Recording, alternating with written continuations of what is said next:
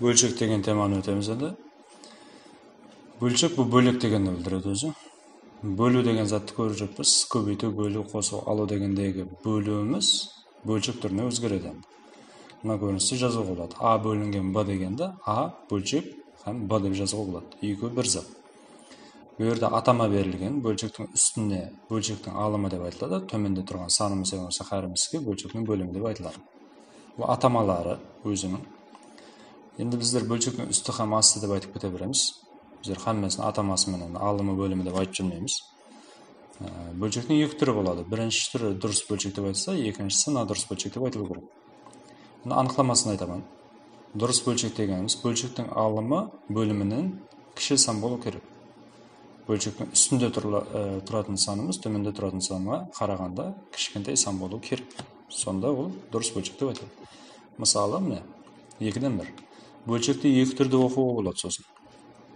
Қалесек 1 бөлінген 2 деп оқимыз. Қалесек 2-ден 1 деп оқимыз. Екеуі бір зат. Бірақ 1-ден 2 деп оқуға болмайды. 2-ден 1, болмаса 5-тен 3, 10-нан 7, 7-тен 3, 40-тан 21 һәм басқа да. Бұл жерде һәммесі дұрыс бөлшек деп айтылады. Бұлар енді шекарасыз болады, шексіз көп болады. Надұрыс бөлшектің анықламасы бөлшектің алымы бөліміне қарағанда үлкен сан болу керек. Яғни бөлшектің үстінде тұрған санымыз төменде тұрған санына қарағанда үлкен сан болу керек. Бұл жерде 3-тен 4 деген санымыз кіреді екен онда. Бөлшегіміз бұл надұрыс бөлшек. Болмаса 5-тен 7, 9-дан 10 һәм 5-тен 13. Енді және бір надұрыс бөлшектердің қатарына математикада кіргізіп кетті. Ол затты бөлшектің бөлімі менен алымы екеуі бірдей сан болса да надұрыс бөлшек деп айтады. Негізі енді бұл өзі бөлшек деп айтуға болмайды негізі. Бұл бүтін сан, 1 деген сан деп айтылады. Бірақ сонда да надұрыс бөлшектердің қатарына екеуі теңдей болып қалса да кіреді деп кіргізіп қойды. Соның үшін бұнда надұрыс бөлшек деп айтып кете бересіз. Енді бөлшектің үстінде әмелдер. Бөлшектің үстінде қандай әмелдер істеуге болады? Бірінші бөлшектерді салыстыруға болады. Бұл жерде санларды салыстырғандай қылып салыстырамыз. Мысалы үшін 4 үлкен бе, 7 үлкен бе деп айтатын болса, 7 үлкен деп айтамыз біздер.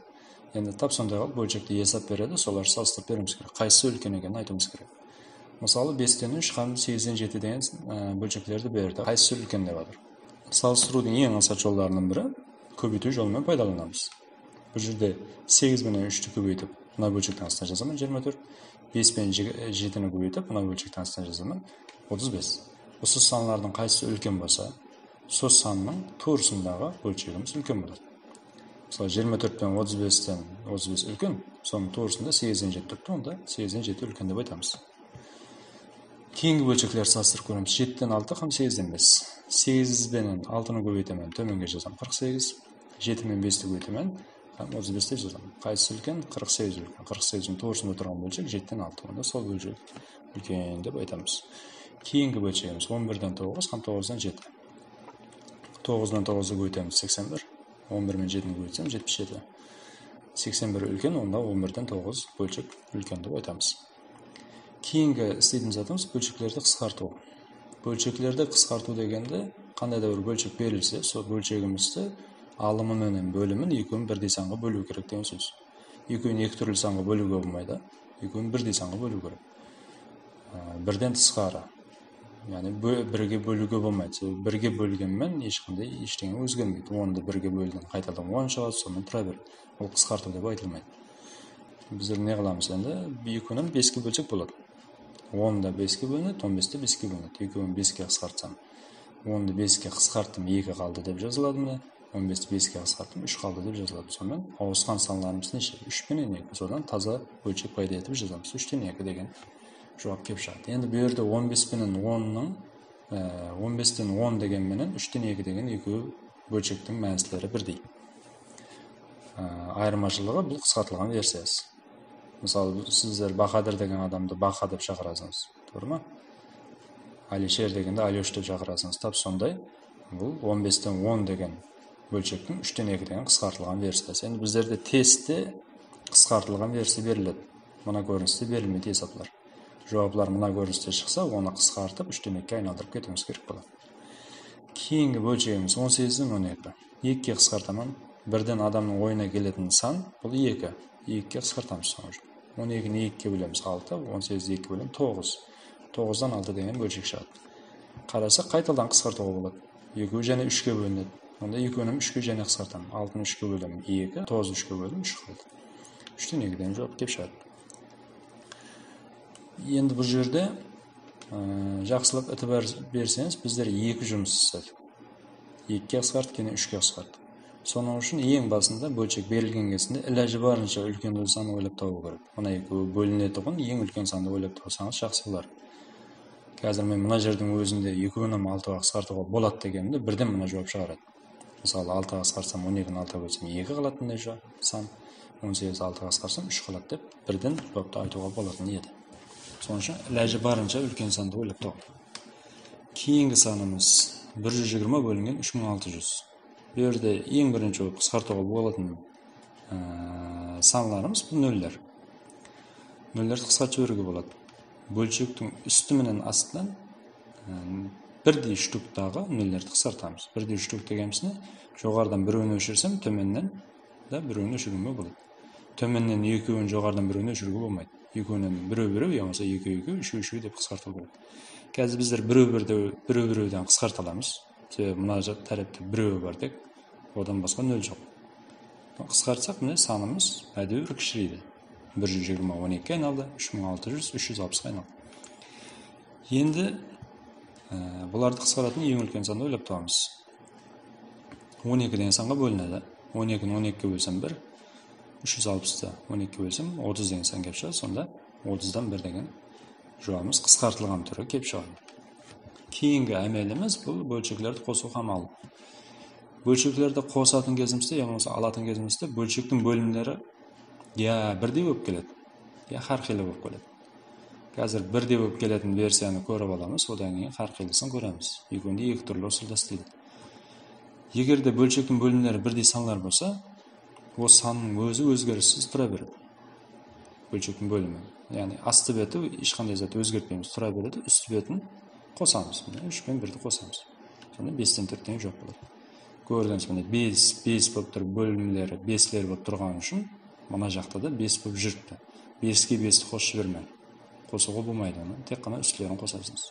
Алу болса да сондай. 9-дан 7, алынған 9-дан 1. Астында тұрған сандары бірдей 9 жазыла берді, үсті бетінде сандарды алып тастаймыз. Бұл минус болған үшін. Бұл плюс болған үшін қостық, минус болған үшін алып өтпіз. Алып тастап жазамын 6 бөлінген 9, 3-ке қысқартып берсем 3-тен 2. Көрдіңіз, міне қысқаратын сан шықса қысқартып кетесі ақырында. 3-тен 2-ден жоқ болады.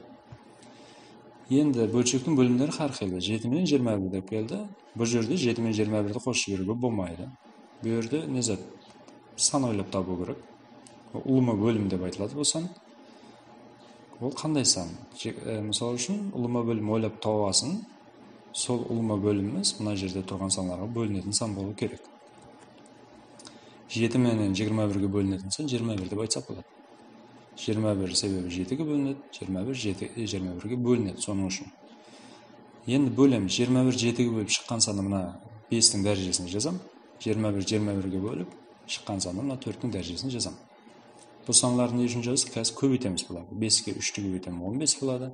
2-ні көбейтсем 4 деп, 2-ні қосуым керек болады. Қосу мына ортадағы қосу. Енді қосамыз болады, 19 бөлінген 21-ден жауап шығады. Егер қысқаратын сандар шықса, қысқартып кетесіңіз. Одан басқа 4-тен 5 алынған 5-тен 3. 4 пенен 5-ке бөлінетін сан. Мына екеуі нешеге бөлінеді деп сұрап атқан жоқ. Мына екеуі нешеге бөлінеді деп сұрап атқан жоқ. Бұл екеуі ешқандай санға бөлінбейді ғой деп ойлап қалады. Көпшілігіңіз ал жасатын жеріңіз сіздердің сөйлер. Бұл жерде 4 пенен 5-ке бөлінетін сан ойлап тауып отыр. 20 деген сан болады. 20 4-ке бөлінеді, 20 5-ке бөлінеді. Бөлеміз. 20-ны 4-ке бөлсем 5, 20-ны 5-ке бөлсем 4 деген жауап шығады. Енді көбейтемін мына екеуін, һәм 6 тастауым керек сосын. 25 алынған 12, 6 тастасам 20-дан 13 деген жауап болады. Бөлшектерді көбейту һәм бөлу. Көбейтетін кезінде бұл енді қосу алуға қарағанда аңсатын негізі көбейту мен бөлу дегеніміз. Бөлшектің үстіндегі сандар мен астындағы сандарды көбейтіп қоямыз. 3 пен 2-ні көбейтемін 6, 4 пен 5-ті көбейтемін 20. Сол уақытта қысқаратын санлар шықса, қысқартып кетуіміз керек. 6 менен 20 екеуде 2-ке бөлінеді. Қысқартамын, 10-нан 3 деп айтуымыз керек. Енді бірақ бір жаман жері бар. Бұл жерде қазір кішкентай сандар 4, 3, 2, 5 деген көбейткенде кішігірім сан шығады. Қысқартуға мақсат. Бірақ бұл жерде 24, мынау 45 деген сандар үлкен сандарды берсе, көбейткен кезімізде 1000 бір зат, 7000 бір зат деген 10.000 деп кетіп, үлкейіп кетуі мүмкін. Сонда қысқартуға қиналып қаласыңыз. Соның үшін бөлшек берілген кезде көбейту болды. Көбейтпестен бұрын қысқартып алу керек. Мысалы, мен мына жерде 4 пенен 2-ні қысқартып жіберуге болатын. Сонда мына жерде қысқартып жүрмес едім. Қазір мысал көреміз, 11-ден 12 һәм көбейтілген 6-тан 5. Бөлшектің астында тұрған қалеген бір санмен, үстінде тұрған қалеген санмен қысқартуға болады. Ол ұлыма парқы жоқ. Қалесең 12 мен, қалесең 5 мен қысқартасың. Егер қысқарса, берде бір алдымен қысқаратын сан тұрғанда қысқартады. Енді 6 менен 12-ні қысқартамын, 2-ні 6-ға 1 қалады, мына тарапта 2 қалады. Содан ауысқан санларды көбейтемін. Яғни 2 менен 5-ті көбейтемін, 11 менен 1-ді көбейтіп, 11-ден 10 деп жауапты келтіріп шығамын. Сонда біздер 12 менен 5-ті көбейтсек, қазір 60 шығып көтереді. 11 менен 6-ны көбейтсе 66 шығады, 10 және қысқартып, бәрібір су түбінде 11-ден 10 деген затқа келетін. Соның үшін көбейтпестен бұрын қысқартып алғаныңыз жақсы болады. Кейінгі көретін затымыз бір бөлу. Бөлуді көбейту жолымен істейміз, соның үшін көбейтуге айналдырамыз. Бөлуді көбейтуге қалай айналдырамыз? Бөлуден кейінгі тұрған бөлшегімізді наоборот қылып жазамыз, яғни төңкеріп жазамыз. Мысалы, 13-тен 12 тұра береді, бөлуді көбейту қылып жаздым, одан кейінгі, бөлуден кейінгі тұрған бөлшек, міне 24 жоғарыда тұрып төмен түсті, 16 төменде тұрып жоғарыға шықты. Сонымен көбейтуге айналды. Енді көбейтудің жолымен мынандарды қайтып істегенімізді торсондай қылып істей береміз. Бұл жерде 12 мен 24 12-ге қысқарады, қысқартып жіберемін, 2 қалады. Мына тарапта 1. Сол 2 менен 16 және қысқарады. 10-ны да қысқартып жіберемін. 8 бөлінген 13 деген жауап қалады сонда. Кейінгі көретін зат 9-дан 8 бөлінген 3-тен 4. 9-дан 8 бөлінген 3-тен 4 деген бөлшек. Бұны да бірінші көбейтуге айналдырамын.